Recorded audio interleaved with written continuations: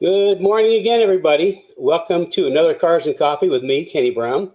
We're over the next hour or so. Actually, it might be abbreviated today because we've got lots of other things to do that I can't talk about. We're going to answer some of your questions, a little tech talk, a little show and tell. We got some interesting things. We got some good questions this week in from the Speech Therapy Society that we'll get to here in just a minute. Let's see. Oh, yeah, these are good questions. And it's what we're going to talk about today. Okay, we got this last couple of weeks, we've been doing a lot of build plans. I've been doing a lot of consults on build plans. We've been doing quite a few build plans. So we're going to show you just kind of how some of those build plans look like. And then we'll talk about Speech Therapy Academy again for a little bit. And then also we've had sort of a run on rear shock tower braces for the 94 to 04 SN95s, which can actually sometimes fit a Fox. I'll tell you about that later. And questions from the society. So where should we start today? I think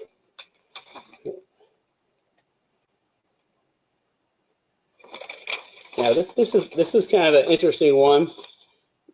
This is actually a question from Ben, who's an alumni of the Speech Therapy Academy.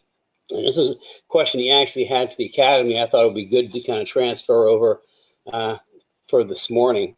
And Ben was doing a lot of autocross, and he's switching over to some track days, and he's taken a 95 Mustang from a live axle to an IRS, which is going to be a really cool car, and he's got a monster motor in it. Anyway, here's his question. Let's see, for my Mustang, I don't want to mess with swapping gears between tracks, track to street, street to track, street to autocross, etc. Car is 95 with a KV IRS, a 428 Windsor, Tremec, TKO 600, 400 horsepower, 500 pounds of torque. What's the best gear choice? I've been running a 410 for 13 plus years and running this car, and it's fantastic on the street and autocross, but never had it on open track. And that is the plan for next year. So should I stay with a 410 or run the 355 that came with the IRS center section, or go in the middle of the 373? Well, here's the thing. My recommendation is, before you overthink this, you have to drive it on track with a 410 and see how it works. Now, I can tell you that when we do gearing for race cars, with them we've got like for David's car out west, it's got a Ford 9-inch in it, and it's really easy to change gears. I mean, you just pull the axles out, take all the bolts off, pull the entire assembly out, drop a new one in, and it takes about half hour to 45 minutes to do a gear change. But what we're always looking for in racing is in fourth gear, which is the 1-to-1 ratio. In fourth gear, we're always looking for it to be just a tickle under the red line on the longest straightaway. Okay, we'll gear through the rear end ratio so it's at just tickling the red line in fourth gear on the longest straightaway. And that way, if somebody gets a really good run off of the previous corner, and they get to red line, they still have a ways to go. Fifth gear is like 0.8, so it's not that much of a drop. So you maintain momentum. So that's kind of how we gear it. I need to pull up something here. I did a chart for David's AIX car, and you can actually go online and find these formulas. But this is for what I'm looking at is the top speed in fourth gear. On a Windsor motor, the 6,900 RPM, now this is a Ford 9-inch, so the number is a little bit different than 8.8. So fourth gear with the 389 is 139, 411 is 132, 429 is 127. And in fifth gear, you can see you got a pretty big jump in speed, but you also lose a little bit of mechanical advantage when you go to the 8.8. Now, with the Windsor with a 6,500 RPM, it's kind of everything just drops down a little bit. So for the 389, it's 132 in fourth gear. 411 is 125. And then if we're looking at a Coyote in fourth gear, because, our track ones, we can rev to 7,900, is like 160 in fourth gear with the 389, 152 with the 410, 145 with the 429. So this is kind of how we figured it, and we picked. I can't remember which one we picked, but he was estimating what his top speed would be in the tracks he runs in fourth gear, and we picked the rear end ratio based off of that. Now, I mean, it's pretty simple. You go online and there's formulas. You just plug in, the RPM, the tire diameter, gear ratios, and it'll just spit out some numbers. So that's how we kind of do it with race cars. Now, as far as getting back to Ben's, I think you need to start with the 410 and see where you are. If you're on long straightaways, because the Windsor's going to not have as much of a rev limit. I had no idea what the rev limit is. I'm going to say 6,500. If you have to shift from fourth to fifth, he's got a TKO, so hopefully he's got a 0.8 fifth gear. So you have to shift if the long straightaway, you have to shift from fourth to fifth.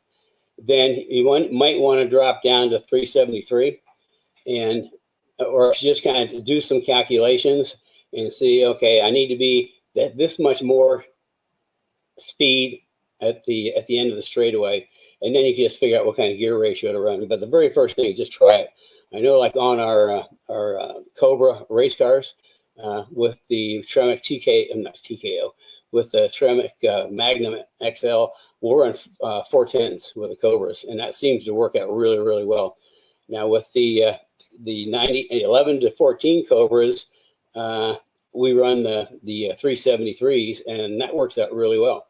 So it just kind of depends on the tracks that you run on. What are you looking to do? You want to get your top speed in fourth gear to kind of sync with the track. So it's kind of a long explanation, but it's when you're doing racing, doing the gear thing is pretty tricky, because what we're also looking for is the best gear to come off the corner right before the longest straightaway is like critical.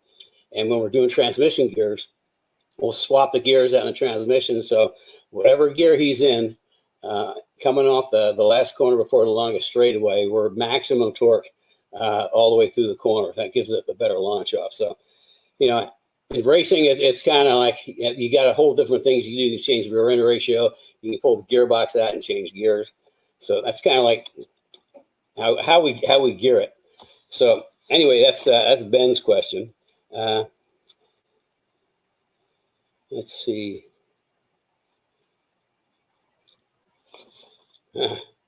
Ralph wants to know, what's my favorite racetrack from a racer and spectator perspective? The food, the paddock, the amenities, the fans, the atmosphere. I got to break that into a whole bunch of different tracks. My favorite track, two favorite tracks to drive are Watkins Glen and Road America. And then right after that, probably Mid-Ohio. As far as food, at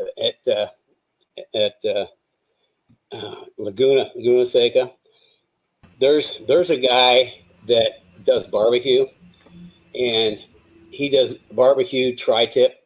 And I gotta tell you, that is the best sandwich I ever had. The second best food would be at Road America. There's a church group that has a brat stand at the top, and they do Johnson Mill brats. It's just, for some reason, they just come up amazing. So there's the food. As far as amenities, I'd have to go with Coda. That's a pretty well laid out track. And as far as fans, gosh, I mean, any and all the above.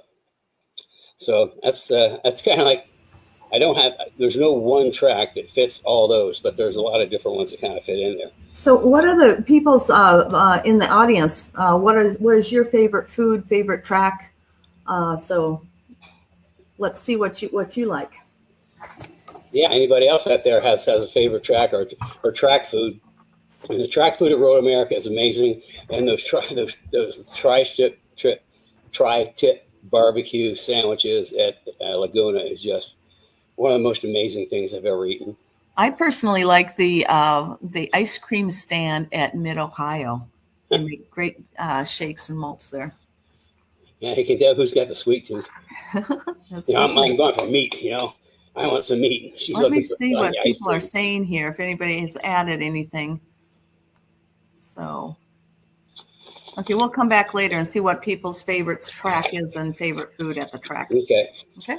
Or which tracks has to have the best track food? Mm-hmm. Okay, I think I said before we've done a number of the last couple of weeks, a number of build plans for people that all generated out of my 15-minute consults.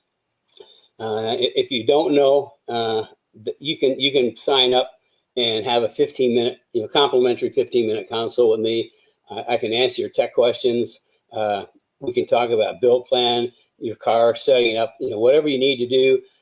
If I can help you in a 15-minute consult, I will. But we have a lot of people that just are ready to build and they just want direction. So what I do is I'll sit down, we'll talk a little bit, I'll find out, just a lot. I need a lot of information if I'm going to do a build plan for somebody. I need to know what level of driving they're at. Is it a street car, a track street car, a street track car? I mean, that's kind of like the first question. And then from there, if it's a track car in there, I need to find out what's their level of experience. What kind of tracks they run, what tires they run. I mean, this is all pretty important into setting a car up. And from that, I'll generate a build plan for them.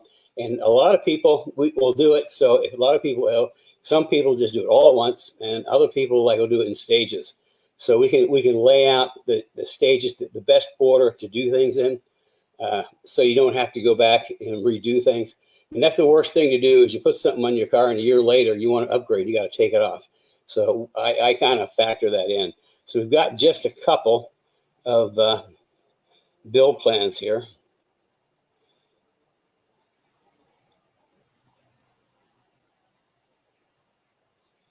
Okay. So now this is a 2014 GT500, and this particular person has been waiting a long time to do his car, and he gathered tons of information, and he just wanted to do it right. So we had kind of a couple really long conversations, and we put together this package. And this is going to be a really, really nice car. Obviously we did the front grip kit, which makes the car turn. And then on the back, we actually upgraded it to 4.5. That's the new K-Link rear suspension. So we've got the K-member, the control arms, the bump steer, and the caster camber plates. And then the back are the upper link control arms, anti-squat brackets, rear suspension, the 4.5 rear suspension module. And then for shocks, I mean, this is that's what's really going to make this car. He went for the JRZ Motorsports 11. That is a true racing shock, and it's just a little bit short of the shocks that my late son Paul used to win the World Challenge Championship. And so this car is going to be way cool. Here's something that is kind of is a big bonus. He's also going to do the Speed Therapy Academy, and because he's in the academy, he gets a 10% discount on all Kenny Brown parts. So he basically, on all this, he got almost a $600 discount, which kind of helps pay for most of the academy. Because he really wants to do well. I mean, he's done track days for a number of years. He's just got somebody's, another brand's lowering springs, which are kind of I think they're variable, 180 to 300 or something like that. I can't remember. And it's just not what he needs. So we've got them all set up. And this is going to be a really cool package. And here's another one we did just last week. And this one's for an 03 Cobra. And as you know, 03 Cobras are pretty fast. So this we did was kind of a little different. First thing we want to do SN95 is get that chassis firmed up. So subframe connectors, jacking rails, and matrix brace, and the rear shock tower brace. So we're going to talk a little bit about rear shock tower brace here in a bit, because we've had quite a few of them go out lately. So we thought we should talk about it a little bit. And then with the front grip kit, K-member control arms, offset bushings, caster plus. That's our unique caster plates. Add more caster, less bucks for Fox and SN95. And with the Cobras, with our K member, we need to relocate the oil filter, and some people at the same time put an oil cooler in to go with it. And then the coilover package it's our custom valve strange package, double adjustable front and rear, and then a front sway bar and end links. We talked about sway bars last week. And then then the rear grip on the IRS, and this, I mean, we are the only people in the aftermarket that totally specialize in 99 to 04 Cobra IRS.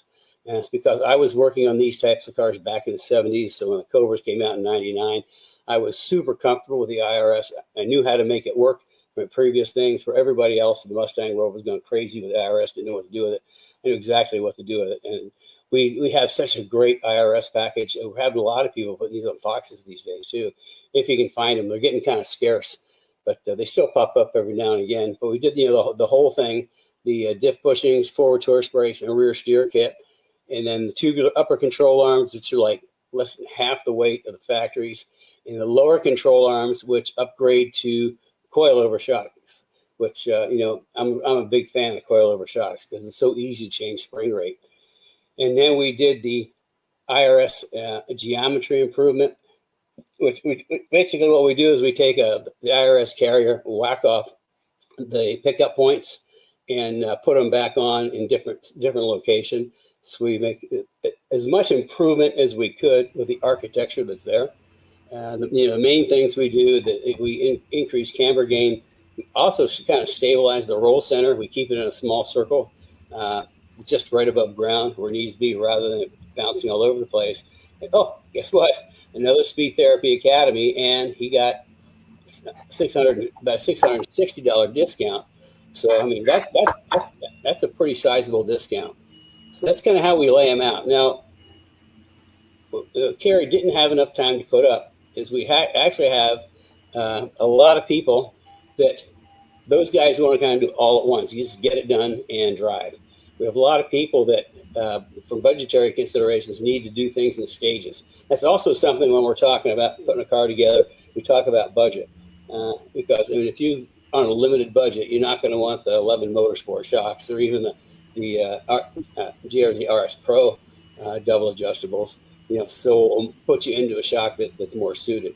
If we're setting you up, like let's say it's a S197, doing it in stages, I always work through, you want to get the jacking rails on first and the matrix brace.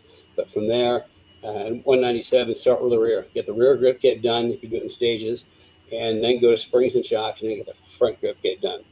Now, if somebody's going to, at a later date, upgrade to 4.5, which is the K-Link, then that actually influences the shock package that we put on the car, because with the K-Link, we have to go so much higher on rear spring rate just to get the car balanced, because it generates so much incredible rear grip. The feedback we're getting from people with 4.5 suspension is just totally amazing. So anyway, that's kind of how we do build plans. The consultation is free. And we actually, it's not just a build plan. It's like other things, some technical stuff. We had somebody call me last week that has kind of it's sort of a kit car thing, but he has another car project. So he's actually going to be in town this week, and he's going to sit down and he's going to basically, I've done this for a couple other people, he contracts me as a supporting consulting engineer on his projects. So I'm interested to see what his project is. And next time on, we're going to talk about it. And next week, we're going to do an encore because we've got something special happening. And then the week after that, it's a pretty exciting project. I'll let you know about it. So that's kind of, the whole build plan thing is people just sometimes don't know there's so much noise out there, and they don't know what to do. And, my best recommendation is the worst place you can get information is the internet, in the paddock, or the guy down the street that thinks he knows everything. If you really want good information, set up a 15-minute, we'll talk about it. I'll set you on a path that I guarantee whatever we do, the car's going to drive great. I mean, I've been doing this for a long time, and anybody who's driven one of my cars or a car with a suspension package on it and brakes, are totally blown away. So that's kind of like the build plan thing. So also we wanted to talk about, we're going to talk about short wheelbase T-birds, and then also a little bit on the rear shock tower brace. So let's see. Let me see what I have to share. Huh. Okay. What are you trying to share, Kenny? I didn't have it open. Okay. I didn't have the PowerPoint open. Okay. We were kind of panicking running around because we were running late because of a couple of things. So there we go.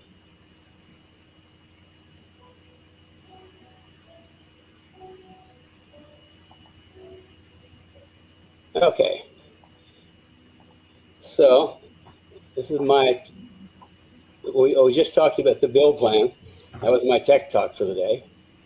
And now, if you're just joining us. Oh yeah, I always forget. You know, when Carrie is here, she always holds up this sign and says, if I forget, I'm Kenny Brown. This is Cars and Coffee, and where I'm sharing some of my information. If people are interested, just what my background is like 50 years of building great cars and professional motorsports. I can't tell you how many days I have spent at the track over the last, since the 70s. It's probably thousands. But I talk from my firsthand experience. If I know something, I'll tell you. If I don't know something, I'll tell you I don't know, because I'm with my engineering head. I just have a real hard time BSing people. So that's one thing you're not going to get here is BS. You are going to get some of the best technical support you can get in the industry, though. Okay, short wheelbase T-bird. We did. This is kind of like a project. It started. I was like real friendly with the guys in the. I guess we call it the Fox-based group at Ford in the X Garage. That's where they do all the pre-production modifications and stuff. And Art, is it Art? No, I can't remember his name. Anyway, they also did, and their group was Mustang, T-Birds, and Mark 7. So they were like way ahead of their time. They actually put an entire chassis together. Instead of welding, it was bonded. But it was like too far ahead, and the management at Ford just couldn't get their head around that one. Now it's like commonplace. But they put together a short wheelbase T-Bird just to play with, and it was pretty cool. And it actually got frowned upon by upper management, and so I kind of carried the torch from there, and we built a number of short wheelbase T-Birds, and this is one of them. This is actually a short wheelbase Super Coupe that turned into a track car. The story is with this car. I was up in Detroit on a weekend, and I met Jim Kennedy. Jim Kennedy was the manager in charge of the whole X Garage Fox group. And I brought this short wheelbase T-Bird up for him because it was going to be, I think this is Car and Driver. It was going to be in Car and Driver like the following week. So we jumped in this and met him at like a restaurant, and we drove to the proving grounds.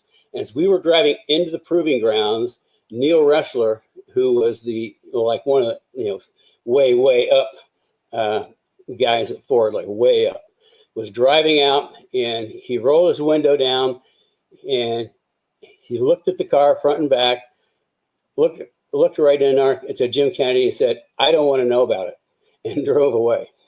So that was like plausible deniability. But it was a pretty cool car, and we did quite a few of them. And we also did some supercharged Thunderbirds. Let me pull up. I'm pushing buttons here, in case you're wondering. This is the article that was in Car and Driver, and this is just the first page of it, or it was the second page, and they were incredibly complimentary. Something strange that happened is they were doing like a high-speed test because Car and Driver used the Chrysler Proving Grounds. It's like in Chelsea, Michigan. The thing blew a head gasket. I called up the guys in the Fox group, the T-Bird group, and I said, "Hey, this thing just blew a head gasket." They go, "Oh yeah, we know." And so they hustled up, and I got a set of brand new prototype parts, head gasket, head bolts. We rebuilt the car overnight at a friend's of mine's house. We got it back to Car and Driver the next day, ran like a champ. So that's just one of these, when you go to a magazine, you have to be prepared for anything. And then this is, we did a number of these supercharged T-Birds, which are pretty cool. That's another magazine. This is, what magazine is this? It's probably Steve Turner, so it's got to be one of the Mustang books. What we had to do, because nobody had a supercharger kit for the T-Birds, we actually had to do our own. We got the superchargers from Vortec, and then we built our own bracketry, our own plumbing, and made a kit that fit in the T-Bird. And we did, I don't know, in the number of into the 20s, something like that. And they were just really cool cars. We did the same thing with the Marauders. We built our own kit for the Marauders based off of, we got the Vortec head and then made all the bracketry and everything, did it ourselves. So those, the T-Birds were, we did quite a few of those. It was really cool. The short wheelbase were amazing. And then the supercharged birds were even better. And that was supercharged. Well, the super coupes had a supercharged V6. We did the supercharged V8. Okay, let's go back to see what else we have in here.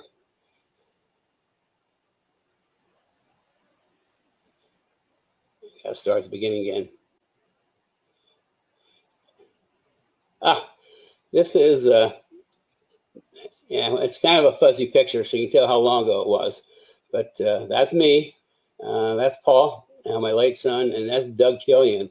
And we started the first short wheelbase with a body shop that was near us in Omaha, and they were Omaha at the time. And they said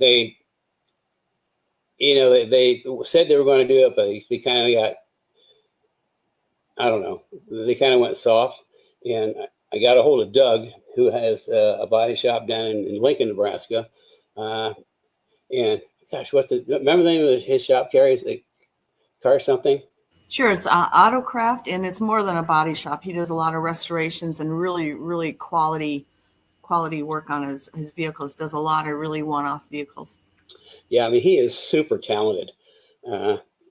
It's just like, you can't tell from that, but he used to be a model, and he looks like it too. But anyway, I mean, he's just super talented, really smart guy, figures things out. This is the Super Coupe, and it's like we took, I think, 8 inches out behind the door, and it just so much changed dynamics of the car. I mean, it felt lighter, quicker, more nimble. I mean, it was an absolute ball to drive. Now, this is showing how we actually took it out.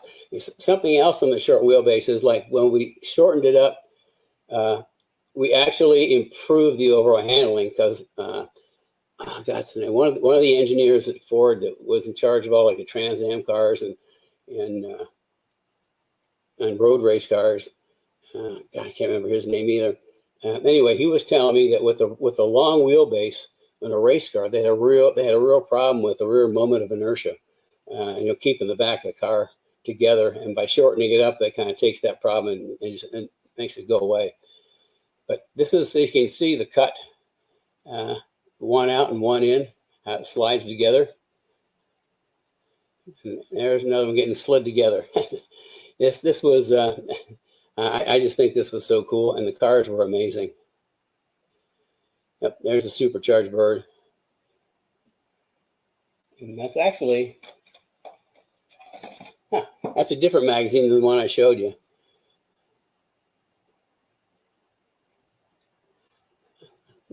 You know what magazine this was in? No, I don't remember. Maybe down in the corner it says there.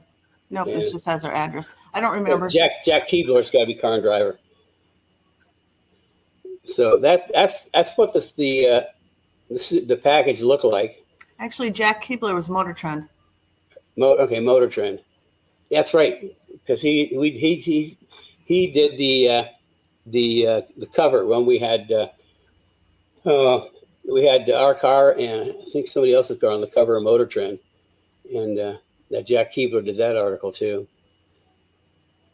So it, I mean, for a street car with a 2-valve modular motor, I mean, it just ran great. And there's a little shot we had. We even put a street cage in it. We did a lot of street cages back then. We haven't had the opportunity to bring street cages back into production because we've got so many things in line. You know, we moved back to Indy from Chicago. We basically started from scratch. Had to redo all of our products, re-engineer them, do new fixtures, so that we get them, super high quality. And we just haven't got to the street cages yet. This was Russ Hamilton's car, and he actually turned it into a track car. I mean, he just loved that car. He drove the wheels off of it. Okay, I guess, is this another one if you're just joining us? Of course, because I thought I'd better put little hints in there for you, Kenny, since you seem to forget. So this one is, if you like what I'm sharing, that's you. I'll give you a hint. I'll read this one for you, Kenny, so you know next time. How's that sound? So if you like what I'm sharing, remember to share with your friends. Watch live on Facebook or on our YouTube channel. It's at 10 a.m. every Saturday morning, 10 a.m. Eastern Standard Time. If you miss it, you can catch all the replays on the Kenny Brown Performance YouTube channel. And always remember to like, follow, and click the bell for notifications. And we'd really appreciate it if you could share with your friends. This is great information. A lot of people watch it in replay. So if you're on there, make sure you share with your friends as well. Okay. You know what you forgot to say? What? Send in your questions. Well, I will answer questions live. At the end, if we have any questions, I'll answer them live. Ah, darn, you caught me. So that's why it takes both of us. Oh, okay. Shock tower brace, rear shock tower brace.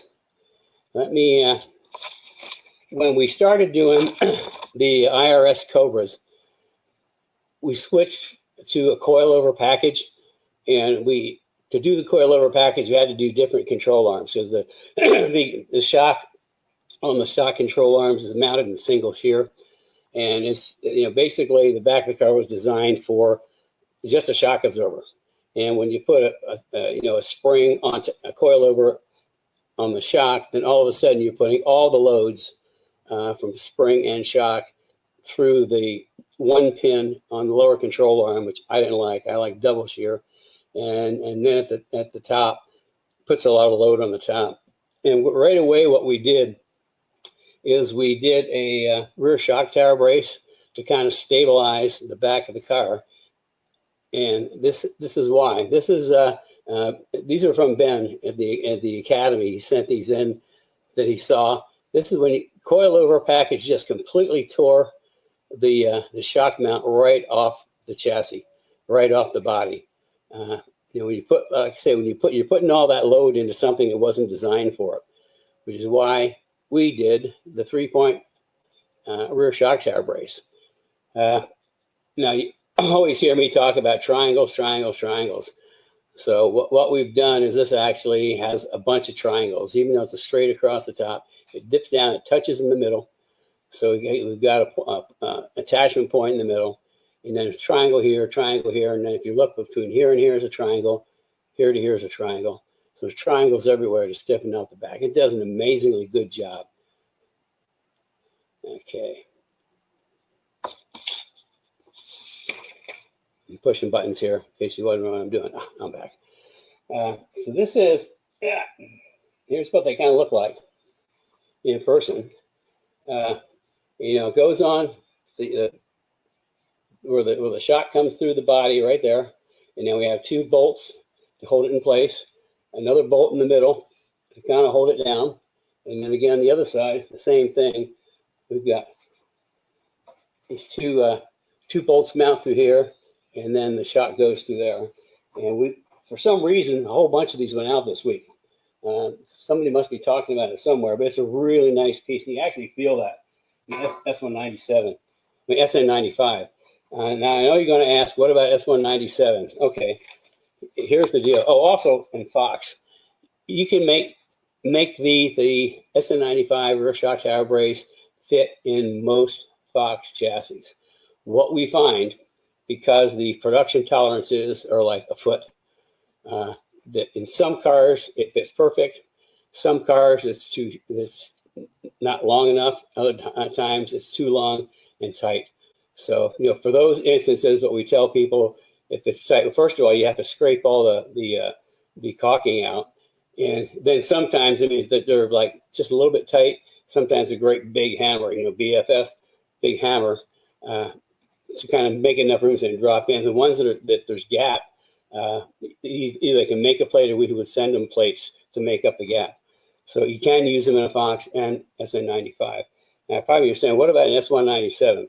Well, the chassis are designed so much stronger in the S197. The rear shock tower brace is not mandatory, but it's kind of nice. However, we built them for a while a few years ago, and we ran into the same problem that we did with the Fox cars. I mean, they would fit perfect on some cars, and some cars that were too tight, and some cars that were too loose. So we actually stopped making them because there were more cars that were loose or tight than cars that fit perfect. So I've got a prototype that's been sitting around for months and months, but because of other projects in line, we haven't got to it yet. But what we've done is we've kind of cured that. And we are on the shock tower on that end, and shock tower on that end. And of course, we got our extra little bolt in the middle.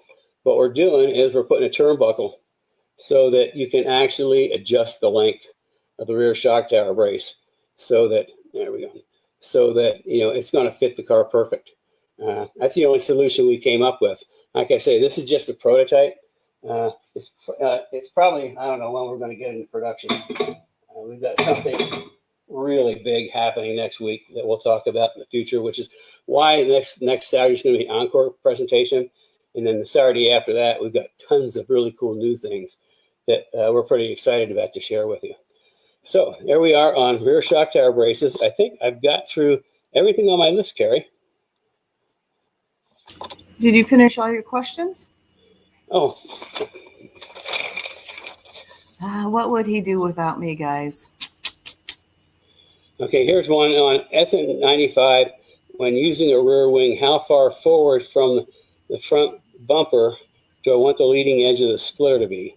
Is there a rule of thumb on height, width, and style versus the front splitter length? Okay, on the front now, if in the Speed Therapy Academy, we spend a lot of time on aero, and just kind of like a rule of thumb, I can tell you that in sanctioning bodies like World Challenge and things like that, the rule is that your splitter cannot be more than 2 inches off the bumper line. So typically what they'll do is they'll just, 2 inches all the way around from the bumper line. And the problem with that is that it tucks in too much. I always bring them out, a little square them off, because you can make a lot of downforce on the front corners of the car. So, I mean, I saw some data somewhere that once you get up to around 4 inches, you create more drag. You create a lot of downforce, but a huge amount of drag. So the ones that, if you look at the Pikes Peak cars, they got these mammoth front splitters on them. But you have to realize they're going through really thin air, and they've got a lot of horsepower to push them. And so they need a ton of downforce, going up Pikes Peak. There's massive front trays on them, which it creates a lot of drag. But when you're in thin air, it's kind of like offsets itself on drag. So that's kind of like the rule of thumb is basically sanctioning bodies say 2 inches. You can go to 3 maybe, but beyond that, there's no real gain, and you just start picking up drag. So that's kind of like the rule of thumb on the front splitters. Let's see.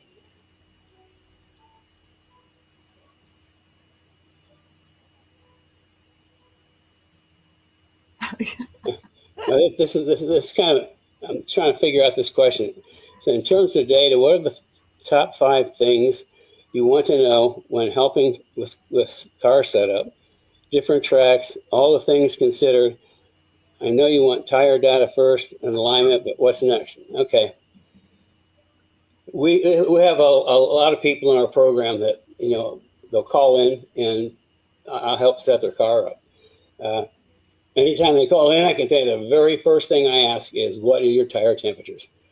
Because, you know, when we go to the track, and again, this is something we cover in big detail in the academy. I should need to talk about the academy next, Carrie. You forgot to remind me. Oh, I hadn't forgotten. Oh, okay. Now I forgot what I was talking about. You're talking about tire temps. Okay, tire temperatures first, because, you know, when we do it, we set the pressures first, then the camber, and I don't make any adjustments to the car until the pressures are right, the camber's right, and then if I need, if the car's doing this or doing that, you know, I'll make some adjustments. But you know, when talking to people about setting their cars up, I mean, you know, things I need to know is, you know, what kind of car, what kind of power, what kind of tires, you know, and then the spring rates, and then from there we can talk about, you know, different setup. But each car is kind of individual. It's hard to really come up with you know, just blank. This is what you do. I mean, there's certain things, and again, we spent two days talking about track and car setup in the academy. But I think that just leads me right into the Speed Therapy Academy, Carrie. I think so too. It's Okay, like you had it planned. Huh? It's almost like you had it planned, but you didn't. Oh no, I had a plan. Okay, we're starting another Speed Therapy Academy on the 2nd of November. And this is, I mean, if you like what I talk about in Cars and Coffee, if you feel like you get really good information from some of the like workshops I do, and we're planning on doing more workshops in the future, and you really, really want to know more detail, then the Speed Therapy Academy is for you. I mean, it's 16 weeks. It's a paid program, and I go through the car. The first thing I do is we go all the way through the car. We'll talk about suspension, shocks, brakes, so you get an understanding of how everything works. And even in suspension, we even go pretty deep into suspension geometry and how I make cars work so well. And there's some secret stuff in there that our academy guys are sworn to secrecy on, because, you know, I got the best geometry in the industry. So we go through that. We have safety. I mean, we pretty much go through the whole car. Then we get in the end. We talk about setup at the track. We go through. There's a couple of weeks we go through cause and effect. You know, if the car does this, what are things that could make it do that? So that at the end, you know, you get a really, really good understanding of how everything works. It's, you know, my goal is the people that go through the academy show up to the track. They know what to do. They know how to do it. They run great, and, you know, everybody, instead of being that guy, it's, oh, that guy type thing. So that's my goal, is the people really, really show up the track and know what they're doing. And because the more you know, the better you're going to go. Oh, I like that. The more you know, the better you go. I just made that up. So the other thing is it's also for performance streetcar people too. It's not just track. You talk a lot about track, but a lot of what applies on the track applies for the street. So yeah, we've actually had a number of streetcar guys go through it too, because yeah, it's everything's applicable. You can take what we talk about for track cars and actually apply it to your streetcar. So we had, I think the last time we had just as many street people as track people in the last academy. So this will be the third academy. And we also have what's called master class, where every other Thursday we meet Tuesday evenings and Thursday evenings at 7 Eastern. And it's on Zoom. So with being on Zoom, it's like everybody's in the classroom. Everybody, we can talk back and forth. It's pretty cool. And people can ask questions. So it's almost like being there. And then we have a master class where I bring someone in from the industry that's an expert in some field, and they'll talk for maybe 20 minutes or so about their level of expertise. And then we open up for questions where guys can ask them questions. That turned out to be a lot more popular than I thought it would be. We have so many, I can never remember them. We do one on wheels, Steve Shard from Forge Line on wheels. We get Ryan from Fluid Ion on cooling and radiators. Eric from BAT that does all our hardware, talks about hardware, as in AN fittings, air equip, things like We that. have Doug from driver doing some driver coaching. Yeah, Doug, who's the number 2 guy at the Porsche school, does some driver coaching. Let's see, we have Tony the tuner talking about tuning cars. Who else do we have? We had Ben from Impact talking about safety, which was when we first had him. I thought, well, what's to learn? For me, what's to learn? And I learned a lot. I just learned a lot from things I didn't know. So that's why I like bringing people in, because I learn from them too. And when you sign up, you get this nifty, you see that Speed Therapy Academy polo shirt. And then you also get the Speed Therapy Academy notebook. And inside it's got dividers. You see that? The other thing that you don't have in there, Kenny, is a whole bunch of sheets on car prep, car setup, what to check, just a whole bunch of temperature sheets. Mm-hmm. So there's a whole bunch. Well, let's kind of move on here. So if you want to sign up, you can either click on the link in the comments or give us a call, and we can talk through it with you to see if it's right for you. We're not going to add you or talk you into it if it's not right for you. A lot of people are going to be doing it. The timing isn't right for them, but they're already signed up for the next one. So anyway, just give us a call and we can talk it through for you. And if you need to sell it to your significant other, we have many, many recommendations on how to pitch it. So just give me a call. Yeah, and then the other thing, it comes with benefits. The alumni get 10% off on all Kenny Brown products, 10% off on Bear products, brakes and rotors. And then as far as on brake pads, they get their brake pads pre-bedded for free, which is great. That way you don't have to waste an entire session the first day just bedding in brake pads. You're having them pre-bed, bang, put them in and go. What else? There's some other things in there too, I forgot. Well, that's okay. They can find out by clicking, either calling us or clicking on the link, and there's a lot of information on the link telling you a little bit about the program. So let's see. I think we're ready for questions, Kenny. Okay. How does that sound? And guess what? You said you were going to run short. We're not even starting questions yet. It's 47 minutes into this. So much for that. Yeah. I do have a question while I'm getting linked up here, and I want everybody to maybe respond to this. So Kenny seems a little tired today. So could it be because we're babysitting the grand dog this weekend? Grand dog. So we have a dog in the house and he climbed in bed with us. B, is it because Kenny had a wee dram of scotch and maybe he had a couple more than a wee dram of scotch? Or C, is it because we have this big thing happening that we're going to share with you in another week or so that he's prepping for?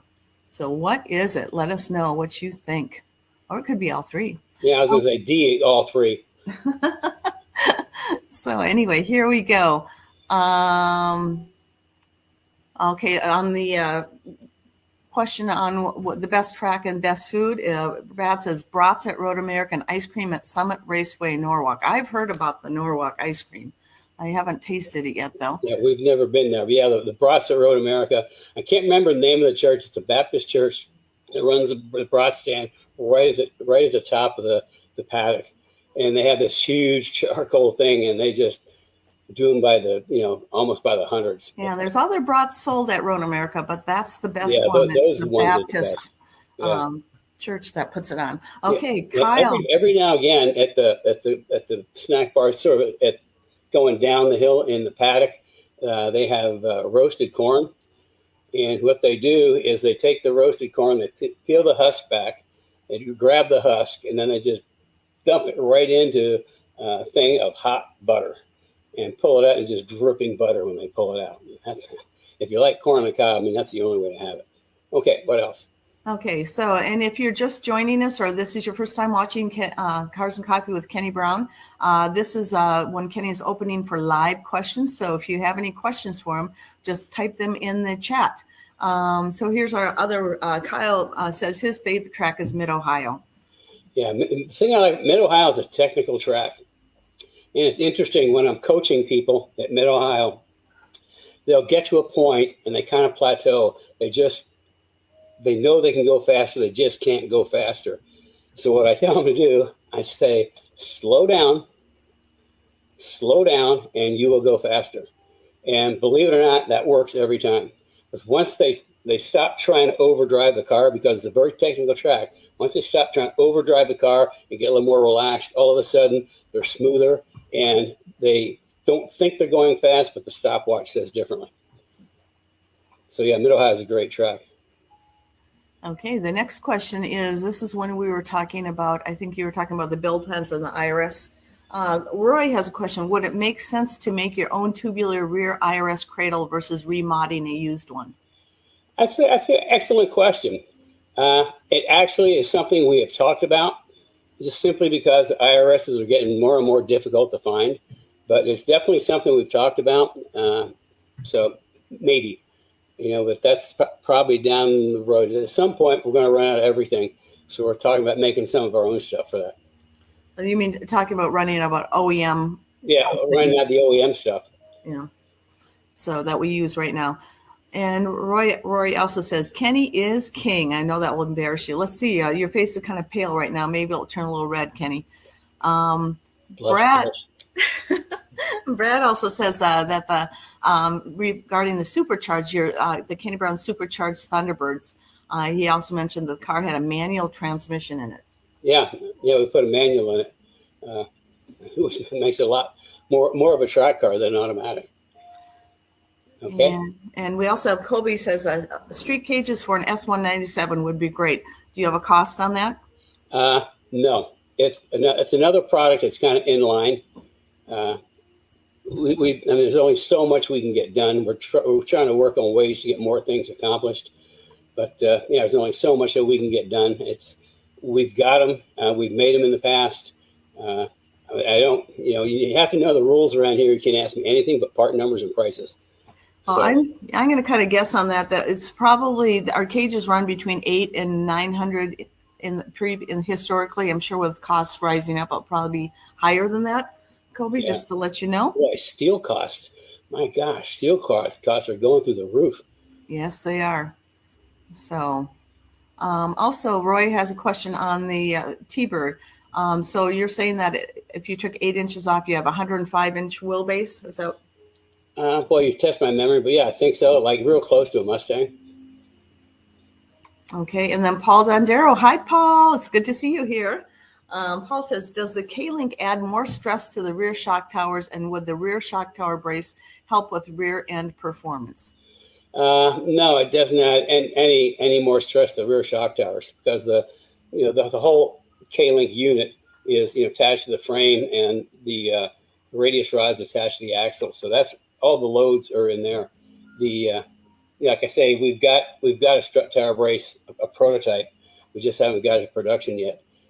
So far, the experience we've had with S197s is they're a lot stronger than the SN95, and we haven't really made it critical to have a rear shock tower brace, but it would be nice. And like I say, it's in line. We got a lot of things in line for production. Okay. Okay, and let's see. We have Dylan Calkins, who actually just signed up for this. He's going to be in the next Speed Therapy Academy. His morning, sorry I'm late. I forgot what day it was. That's okay, Dylan. I actually, that leads into something. I think what we're going to start doing is a lot of people forget or miss it or something. I think we're going to set up something where you can send in your phone number, and we'll just send you a little text bleep so you get that. Won't be annoying, just a little bit before 10 o'clock on Saturday mornings. Or one Friday, too. Yeah. So anyway, Dylan, we look forward to having you join us. Paul Dondero says, the more you know, the more fun you have. Is that what you said? Absolutely true. Isn't that, what did you say? The more you know, the faster you go. That's a good one, too. Yeah, it's kind of like if you know what you're doing, you get your car set up. And I mean, that's what track days or pleasure driving is all about. How does the car feel? A car that feels good is such a pleasure to drive. I mean, that's kind of like why my cars work so good, because I build them for myself first. I love good driving cars. So yeah, I mean, the more you go to the track, get it set up, man. You're going quick. You're having a good time. So that's very true. Yeah, that's great. I'm going to write that down. That might have to be our Speed Therapy Academy tagline. Okay. Let's see. Okay, here is the answer to the question whether Kenny is tired because of A, he's dog sitting, B, he had more than a wee dram of scotch last night, C, because he's has a big plans this next week or so that he'll be sharing with you, or D, all of the above. Almost everybody said D, all of the above. That's good. Yeah, for those that don't know, my heritage is Scottish, son of immigrants, so I'm pretty closely tied to Scotland, and I just have an affinity for single malt Scotch. I have a pretty nice collection, and the reason I have a collection because I never drink too much of one bottle, and drink some, then put it up. So I love my single malt Scotch. Yes, he does. So anyway, we have a couple questions left. This is last call. If you have any other questions, please add them to the chat. Anubis, hey Anubis, that's cool to see you. Anubis has he says right here, he has the full Kenny Brown 4.4 system, Bilstein shocks and peddler springs, getting loud pop with full wheel turn in reverse. Everything is properly torqued. Pop seams from the front. Any ideas? Boy, I don't. That full lock, I think maybe check your camber plates. I'm just thinking what would happen at full lock, and it's either steering or, gosh. This is called Stump the Kenny. Yeah, this is Stump Kenny Day. What you might do is have somebody outside the car and back up and see if they can kind of get a more definitive idea of where the pop is coming from. Yeah, I just don't have a good answer. I know at full lock, let's see. Gosh, I just don't have a good answer. I think I almost have to feel it or hear it. Do you think the spring could be popping? That's possible. He's got Petter springs on it. Yeah, and Bilsteins. That's why I say check the camber plate. Might be something in the camber plate is kind of like making a jolt at full lock. Maybe the spring's moving. And so if you have any other questions on that, Anubis, why don't you schedule a 15-minute with Kenny, and you can tell me what you found out, and maybe you can continue to solve it if you haven't solved it. So, and Eric Lay has a question. When would we know that the adjustable shock brace is available for purchase? Would it fit Russ's car? Oh, you have Russ's car. Okay, cool. You know what? The T-Bird. Oh yeah, that's the supercharged T-Bird that we just showed. It was, yeah. Russ Hamilton was a really close friend of the company back then. He was like family. He was also a sheriff, which was handy. But he was a cancer he passed away from. Yes. Mm-hmm.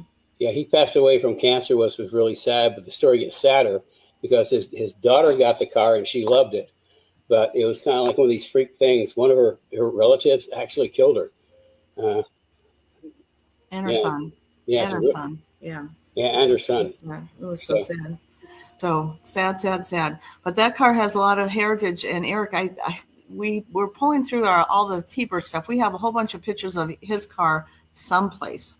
So when we come across them, we'll have to share them with you on track and things. Okay, let's see. So Brad also reckons some good alignment racks have turn plates, and those are good for diagnosing these type of issues. That's Anubis's question.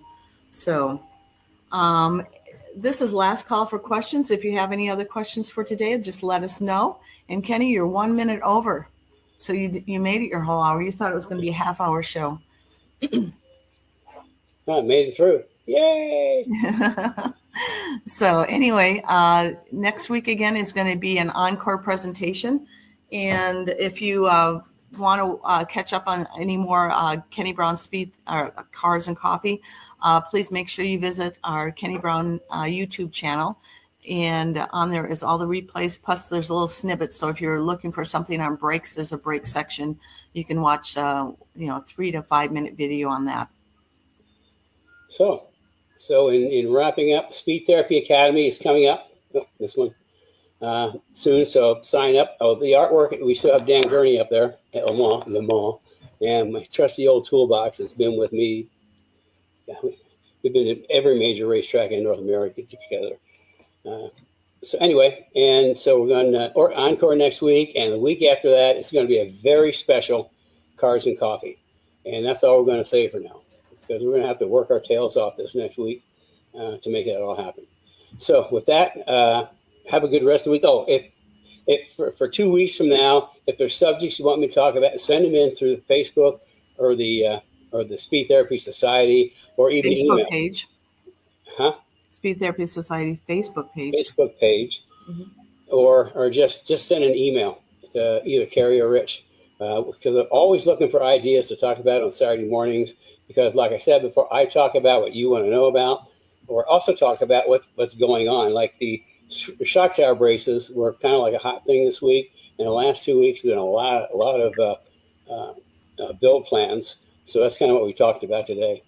So with that, there's no more questions. Then I am going to wish everybody a good rest of the weekend, and look for the ENCORE presentation next week. I have no idea what it's going to be, but I'm sure it'll be a good one.